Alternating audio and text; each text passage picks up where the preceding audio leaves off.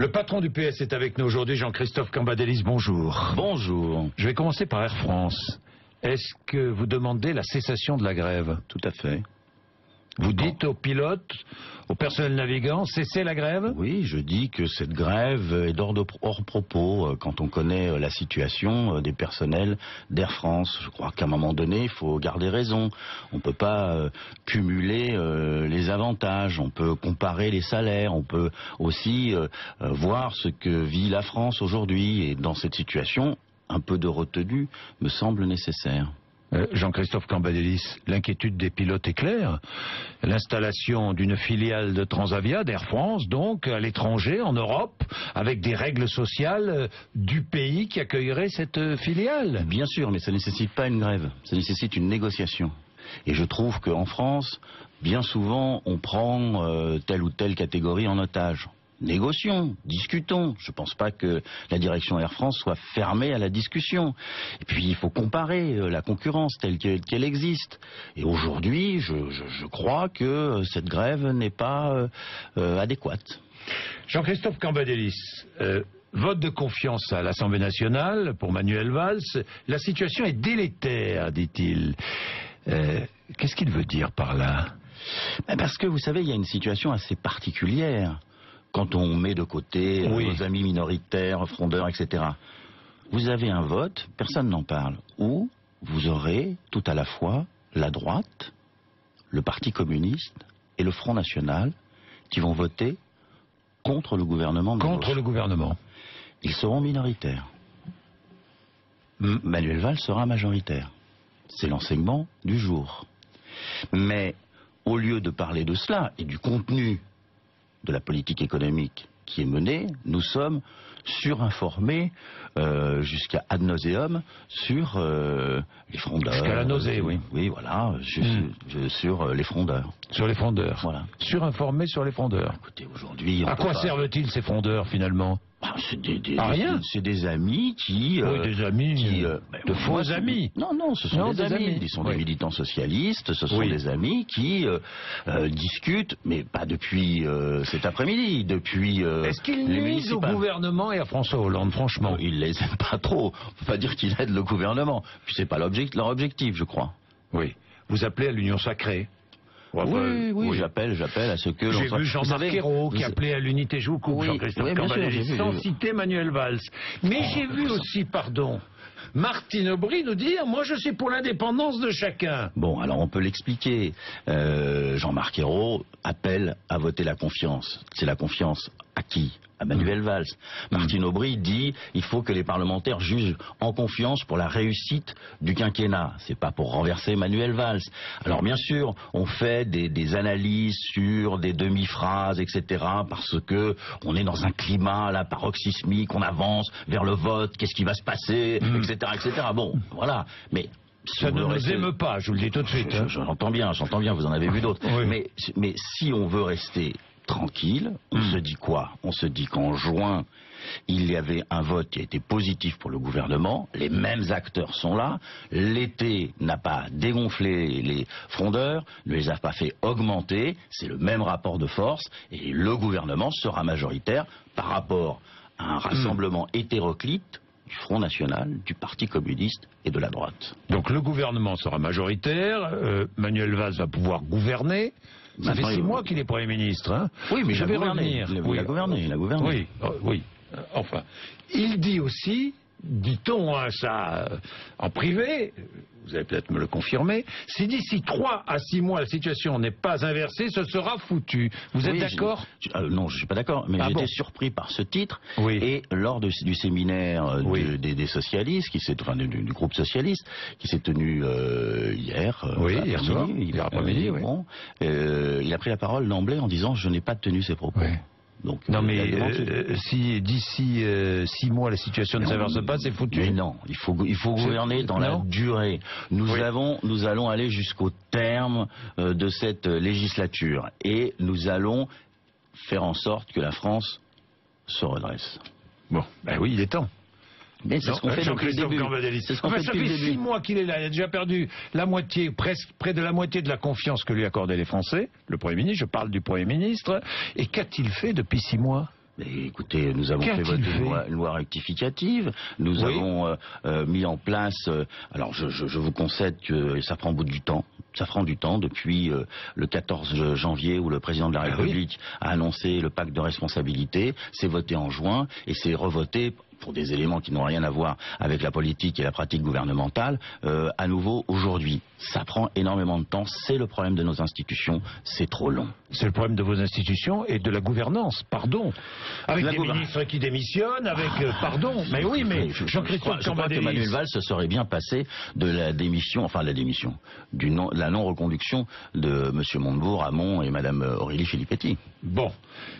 Ce qui compte maintenant, si je vous comprends bien, Jean-Christophe Cambadélis, c'est ce que va décider Manuel Valls et le gouvernement et le président de la République dans les mois qui viennent. On est bien d'accord. C'est l'application de ce que nous avons décidé, de la feuille de route du président de la République. Bon. Ça, c'est un élément important. Il y a un autre élément qui est important, c'est que les socialistes surmontent leurs divergences et leurs difficultés. Il y a encore un élément plus important, c'est que l'ensemble de la gauche se rassemble. Parce que si on n'est pas unis, vous savez, on est condamné à s'unir ou à perdre. Mais c'est déjà foutu, 2017. Non, ce n'est pas foutu. D'abord, la situation est beaucoup plus... Pardonnez-moi, c'est un peu familier. Oui, non, mais j'ai parfaitement compris.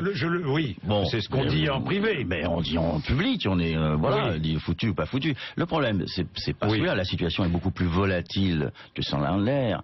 On pourrait même dire que on va commencer une nouvelle situation politique avec l'arrivée de Nicolas Sarkozy en trompette, là, comme sauveur de l'ensemble de la situation française. Le fait qu'aujourd'hui nous allons pouvoir appliquer notre politique, vous allez avoir une nouvelle séquence. Je vais y venir à cette autre politique, Jean-Christophe Cambadélis. Mais pourquoi vous réjouissez-vous de l'arrivée en politique, du retour en politique de Nicolas Sarkozy? Je ne me réjouis pas, je constate qu'il y a une opération médiatico-politique visant une espèce d'opération résurrection pour faire venir l'ancien président de la République et qu'il soit là pour essayer de sauver la France, ce que je ne crois pas vu la situation qu'il nous a laissée. Mais je constate que c'est assez préparé quand même. Oui. Jean-Christophe Cambadélis, soyons concrets donc. Le Premier ministre va pouvoir gouverner une fois la confiance accordée. On est bien d'accord. Oui. Il y a un prochain rendez-vous très important qui est le budget. Oui. À l'Assemblée nationale, la discussion budgétaire. Là, il peut utiliser le 49.3. Il le fera. Si nécessaire. Si nécessaire, il le fera, évidemment. Il le fera, oui. Sans hésiter. Oui, mais c'est pour ça que je pense que... si on fait passer un texte sans vote. Je pense qu'à partir du moment où la confiance est votée, eh bien, nous rentrons dans une situation tout à fait nouvelle et je pense beaucoup plus calme dans les débats parlementaires. Je lis la déclaration de Bruno Le Roux, chef de file des députés PS, à propos justement de la manière de gouverner dans les semaines et les mois qui viennent. Il dénonce les comportements qui alimentent la défiance et pense évidemment aux propositions du MEDEF et au patron du MEDEF. Aucune de ces propositions ne verra le jour sous cette majorité. Vous dites la même chose? Aucune? J'ai une nuance avec Bruno Le Roux. Laquelle? C'est que je ne sais pas si c'est un vrai rapport qui a été publié dans un journal économique du matin, ou si c'est un faux rapport. Parce que ce n'est pas un rapport assumé par M. Gattaz. Il semblerait qu'une partie du patronat ait décidé de publier un rapport qui n'a pas été publié. Donc je constate que M. Gattaz a ses frondeurs. Alors on va être dans le concret. Ces propositions de M. Gattaz ou pas. Suppression de 2 jours fériés, vous dites non? Non. Non. Possibilité de payer des salariés en dessous du SMIC? Non. Vous dites non? Non. Bien. Sortir de la durée légale du travail imposée à toutes les entreprises? Non. Non plus. Non plus. Alors, un chef d'entreprise qui a des commandes, qui pourrait faire travailler ses salariés 42 ou 44 heures dans la semaine, et puis un autre chef d'entreprise qui n'a plus de commandes, qui pourrait ne les faire travailler que 32 heures. Cet assouplissement, vous dites non. Mais vous voyez bien que vous répondez vous-même à la question. C'est le carnet de commandes qui compte. Donc c'est la croissance. Et donc il faut que nos entreprises soient compétitives. Donc peu importe la durée légale. Mais écoutez, bien sûr, on a réussi jusqu'à présent à avoir des entreprises florissantes avec cette durée légale. Il y a des débats qui sont des débats y compris du côté du MEDEF, qui sont des débats théologiques, idéologiques. Aujourd'hui, on peut parfaitement avoir un carnet de commandes, y faire face, embaucher avec l'ensemble du code du travail et des durées légales. C'est pas en abaissant l'ensemble des seuils qu'on va retrouver de la compétitivité et exporter ou vendre. Tout ça, c'est des revendications depuis le lendemain de la guerre. On développe les mêmes. Un peu d'imagination, messieurs du MEDEF, un peu d'imagination. Bon, alors, j'attends de vous, hein, de l'imagination. Vous allez me dire ce que Manuel Valls va nous préparer. Je finis avec le MEDEF. Autorisation d'ouverture des commerces le soir et le dimanche, non? Alors, dans les zones à forte densité touristique... Vous dites oui. Oui. Bon. Mais pour le reste, non. Extension du contrat de chantier utilisé actuellement dans le bâtiment, vous connaissez cela, c'est un contrat de projet, c'est un CDI provisoire qui serait lié au projet réalisé et qui prendrait fin une fois le projet réalisé. Non, le problème qui est posé pour le bâtiment, c'est la commande publique. Oui. C'est pas les normes, c'est la commande publique. À partir du moment où il y a moins de commandes publiques, évidemment, le bâtiment souffre. Donc la question c'est l'investissement. Et moi je suis satisfait que le gouvernement, après cette journée compliquée, prépare une grande conférence sur l'investissement dans l'entreprise, mais l'investissement public. Bien. Alors vous dites non à toutes les propositions du MEDEF. Ah bah oui, vous dites non à toutes les propositions. Bah oui. Pourtant Manuel Valls aime l'entreprise. Hein. On peut aimer l'entreprise et pas aimer obligatoirement le MEDEF. Vous proposez quoi? Mais ce que nous avons fait du point de vue du pacte de responsabilité, jamais un gouvernement sous la Ve République a fait un effort aussi considérable en direction des entreprises. Donc rien de plus. Et ça nous coûte en termes électoraux, et ça nous coûte en termes rien de plus pour les entreprises. On est bien d'accord, rien de plus, ça suffit. C'est déjà pas mal, non? Non, ça suffit. Mais voilà, nous avons fait un effort considérable. Maintenant, il faut que chacune des branches négocie et que l'on voit ce que le MEDEF C'est-à-dire que jusqu'à maintenant, le patronat n'a pas fait suffisamment d'efforts? C'est pas tellement visible, hein. C'est pas tellement visible. On n'a pas eu d'applaudissements, à part une phrase, monsieur Gattaz, disant faut arrêter maintenant, le pacte de responsabilité, c'est la bonne solution. Rien.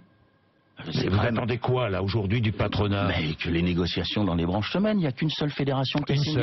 Celle de la chimie. C'est quand même qui a signé. Voilà, c'est quand même pas beaucoup. On peut quand même attendre qu'à un moment donné, avec un patronat responsable, à l'allemande, dont on nous serine les oreilles, il y ait des négociations qui se fassent et des accords qui puissent être signés. La CFDT est prête à le faire, dans certaines branches la CGT, dans d'autres forces ouvrières, sans parler de l'UNSA, etc.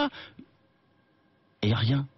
Il y a quand même, à un moment donné, il n'est pas anormal que les Français se tournent vers l'organisation patronale en disant il y a des efforts qui ont été faits, qu'est-ce que vous faites? Mais franchement, vous pensez, Jean-Christophe Cambadélis, que ce seul pacte de responsabilité va redresser la France? Non. Évidemment, on n'a pas de baguette, personne n'a de baguette magique, malheureusement, sinon on l'aurait déjà... Est-ce qu'il ne faut pas des réformes plus fortes, encore plus fortes, plus catégoriques, non plus, je ne sais pas. Non, parce que vous savez, bon, la France fait des réformes, elle se réforme à son rythme, en évitant tout à la fois la sanction des marchés financiers d'un côté, et de l'autre côté les mouvements sociaux, parce qu'on est toujours, on n'est jamais à l'abri en France d'un mouvement social puissant qui amènerait à tout bousculer. La France avance à son rythme, mais elle ne pourra pas à elle toute seule faire la croissance s'il n'y a pas une politique européenne qui vient la tirer, cette croissance. Donc vous attendez... On ne fait pas qu'attendre. On ne fait pas qu'attendre. François Hollande a réuni autour de lui l'ensemble des dirigeants sociodémocrates qui sont en position de gouverner. Et puis, au sein même de la... Oui, il y a eu donc une prise de position qui est une prise de position commune, et la position française marque des points. Bon, enfin, bien sûr, personne n'en entend parler. Elle marque des points. Regardez, on a dit que l'euro était très cher. Aujourd'hui, M. Draghi, qui est le patron de la Banque Centrale Européenne, fait en sorte de baisser le niveau de l'euro. On parle d'une relance. Vous avez aujourd'hui M. Juncker, qui n'est pas un de nos amis, qui préside aux destinées de l'Europe, qui dit on va investir 300 milliards en Europe. On voit dans le débat dans la grande coalition allemande, le fait que nos amis sociodémocrates poussent à ce qu'il y ait une relance interne en Allemagne. Donc petit à petit, les choses bougent, pas aussi vite qu'on le souhaiterait. Bon, les petites retraites, est-ce qu'un geste va être fait? Je l'espère, parce que je l'ai demandé. Oui, je sais que vous l'avez demandé, c'est pour ça que je vous pose la question. Eh bien, je pense que le Premier ministre fera des annonces. Mais c'est-à-dire, qu'est-ce que ça peut être? Mais vous savez, Jean-Christophe Cambadélis, je vais laisser le Premier ministre parler. Alors, je vais vous demander, ça concernera uniquement le minimum vieillesse ou les petites retraites de moins de 1200 €? Vous verrez tout à l'heure. Non, laissez-le s'exprimer. Je ne suis pas son porte-parole. Je ne veux pas l'être. Je ne veux pas l'être. Je pense aux petits retraités. Oui, bien sûr, vous avez parfaitement raison. Et j'ai demandé, en tant que premier secrétaire du Parti Socialiste, j'ai demandé au Premier ministre qu'un geste significatif soit fait. Et il sera fait? Ah, j'ai l'impression. Non, vous le savez, oui, il sera fait. Non, je ne vais pas vous demander quel geste. Mais vous savez, je ne vais pas vous demander quel geste. Il sera fait. Il sera fait. Bon, très bien. Bon, ça va. Il sera fait. Vous avez vu Thomas Thévenoud? Je l'ai vu, oui, au moment où le problème c'est... Non, je ne l'ai pas revu. Jamais. Vous l'avez jamais revu? Je crois qu'il est parti en congé, il s'est mis un peu loin de la situation, oui. Oui. Il va venir voter ou pas? Je crois pas. Non, il ne participera pas au vote. C'est à partir du moment où le Premier ministre a dit devant l'Assemblée qu'il ne comptabiliserait pas son vote, voilà, les choses sont claires. Oui, ça c'est impossible de ne pas comptabiliser le vote. Non, mais bon, tout le monde a compris. Oui. La taxation sur le gazole va être relevée, on est bien d'accord? C'est sur la table, oui, c'est une question qui est posée. Vous y êtes favorable? Écoutez... Plus de centimes, dit-on? Oui, plus de centimes. Mais il faut savoir ce qu'on veut. Il faut savoir ce qu'on veut. On ne veut pas payer... les portiques, on n'est pas d'accord, et donc il faut bien trouver un moyen de financer la transition énergétique. Donc ce sera augmenté. C'est sur la table, mais ça fait partie du débat que nous allons avoir sur le terrain budgétaire. Sur le terrain, justement, c'est la raison pour laquelle je vous en parle. Mais bien sûr. Mais vous êtes favorable, c'est une solution pour compenser le manque à gagner? Évidemment, c'est une solution. À un moment donné, il faut quand même qu'on se confronte. Vous y êtes favorable? Mais je suis favorable à tout ce qui permet la transition énergétique. Vous êtes favorable à cette solution? Je suis favorable à toutes les solutions qui permettent la transition énergétique. Donc à cette solution, on est bien d'accord. C'est une solution qui est sur la table. Voilà. Oui. Bon, ça a 2 centimes. Les transporteurs seraient exonérés. Bon, ça, on va voir. C'est un débat. On ne va pas créer la panique avant la panique. Non, mais il ne s'agit pas de créer la panique, il s'agit de donner des informations. Voilà. Bon, vous êtes d'accord pour l'exonération des transporteurs routiers? Oui, non? Oui, bien sûr. Ah oui, non, mais... Vous êtes d'accord ou pas? Mais je vous ai dit bien sûr. Ah bon, bien sûr. Donc vous êtes d'accord. Donc plus de centimes à partir du 1er janvier, on est bien d'accord. Et exonération pour... Ne dites pas plus de centimes, ce n'est pas encore voté. Oui, mais il y aura. Bon, ce n'est pas encore voté. Donc il y a des négociations qui sont menées au niveau du ministère des Transports. Bon, une question politique maintenant. Est-ce que c'est ce que demande François Fillon? Est-ce que François Hollande doit dire dès maintenant qu'il n'est pas candidat à sa réélection? Compte tenu de sa situation je trouve que M. Fillon est vraiment très obsédé par la présidentielle. C'est pas le sujet. Le président de la République a pris soin, bien avant tous ces événements, de dire que ce qui l'intéressait, il a mis sa tête sur le bio, c'était la lutte contre le chômage, et qu'il verrait en fonction de cela. Vous avez déjà entendu un président de la République le dire? Je n'ai jamais entendu ni Chirac ni Sarkozy le dire. Bon, pourquoi M. Fillon voudrait que François Hollande dise plus que ce qu'il n'a dit? Est-ce que des primaires doivent être organisées avec la participation de François Hollande pour désigner le candidat? Le président de la République s'est exprimé dans Le Monde en disant qu'il ce n'était pas son sujet et qu'il laisserait le Parti Socialiste faire. Je le remercie. Justement, je le remercie. Le patron du PS. Oui, mais pour l'instant, j'ai pas de candidat. Bon, comment voulez-vous que j'organise des primaires? Ce n'est pas impossible. Mais vous en aurez. Pour l'instant, je n'en ai pas. Et personne. Mais vous êtes favorable à l'organisation de primaires? C'est à voir, c'est à discuter. Non, mais dites-moi. Mais c'est à voir et à discuter. Vous avez un avis. Vous avez un avis, Jean-Christophe. Puisque c'est vous qui allez organiser tout cela. Avec d'autres, le PS, il y aura un vote au Bureau National et un débat passionnant sur ce sujet. Mais les primaires ne sont pas obligatoires et les primaires, c'est une possibilité. Cela doit permettre de départager des candidats. Bon, voilà. Mais moi, je ne sais pas si le président de la République se représente. Si le président de la République se représente, les primaires seront nécessaires. S'il y a plusieurs candidats, je ne vais pas interdire à un candidat d'être candidat. Donc si des candidats se déclarent contre François Hollande, il y aura des primaires avec François Hollande. Oui, mais est-ce que vous pensez qu'il y a des candidats qui se déclareront contre X ou contre Y? Ce que je peux penser, c'est que si François Hollande ne se représentait pas, je n'en sais rien à cette étape, évidemment, j'aurais, à mon avis, beaucoup de candidats, donc il faudra des primaires. Merci Jean-Christophe Cambadélis, 8h56. Merci.